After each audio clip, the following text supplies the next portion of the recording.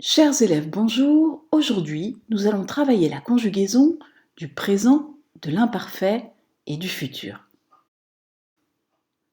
Lorsque vous trouverez un verbe dans un lexique ou dans le dictionnaire, il se présentera sous différentes formes. C'est ce qu'on appelle ses temps primitifs. Les temps primitifs sont présentés de façon abrégée. Vous prendrez très vite l'habitude de rétablir les formes complètes. On lira ici amo, amas, amaré, amawi, amatum, aimer. La première forme des temps primitifs correspond au présent, à la première personne du singulier. Amo signifie donc j'aime. Amas est la deuxième personne du singulier au présent également. Tu aimes. La troisième forme des temps primitifs correspond à l'infinitif. Aimer.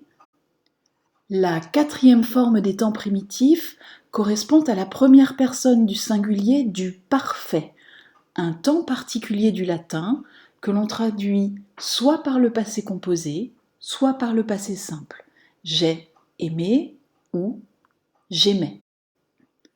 Enfin, la dernière forme des temps primitifs est ce qu'on appelle le supin et on le traduit par pour plus infinitif, pour aimer. Afin de conjuguer un verbe en latin, il faut d'abord trouver son radical. Pour trouver le radical des temps de l'infectum, c'est-à-dire le présent, l'imparfait, et le futur, il suffit de retirer la terminaison ré ou ere de la troisième forme des temps primitifs. Pour trouver le radical de amo, je prends amaré, je retire ré, et il me reste le radical ama qui me servira à la fois au présent, à l'imparfait et au futur. À ce radical de l'infectum, je vais ajouter les terminaisons de l'infectum. Ce sont les mêmes pour les trois temps. O ou M, S, T, mus, tis, nt. Chacune correspond à une personne. Les trois temps de l'infectum, le présent, l'imparfait et le futur, ont le même radical et les mêmes terminaisons. Voyons comment les distinguer. Commençons avec le présent. Pour conjuguer le verbe teneo, tenes, tenere au présent, je commence par chercher son radical de l'infectum. Je retire ré de la troisième forme de ces temps primitifs et j'obtiens son radical tene, auquel je n'ai plus qu'à ajouter les terminaisons o, s, t, mus, tis, nt. Voyons maintenant comment distinguer le présent de l'imparfait. L'imparfait est aussi un temps de l'infectum, il utilise donc le même radical de l'infectum que le présent, tene.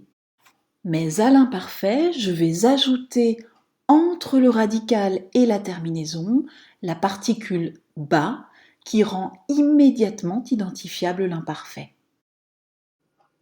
Quant au futur, ce sont différentes particules qui permettent de l'identifier. Pour certains verbes, on utilisera bo, bi, bu. Pour d'autres, on utilisera la lettre A ou E.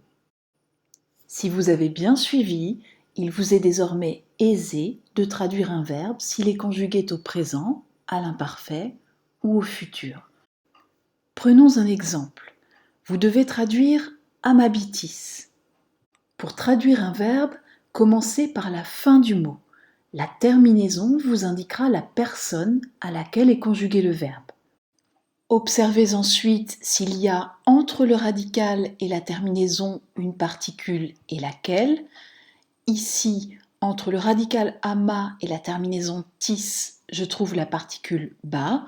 Je sais qu'il s'agit de l'imparfait. Amabitis signifie vous aimiez.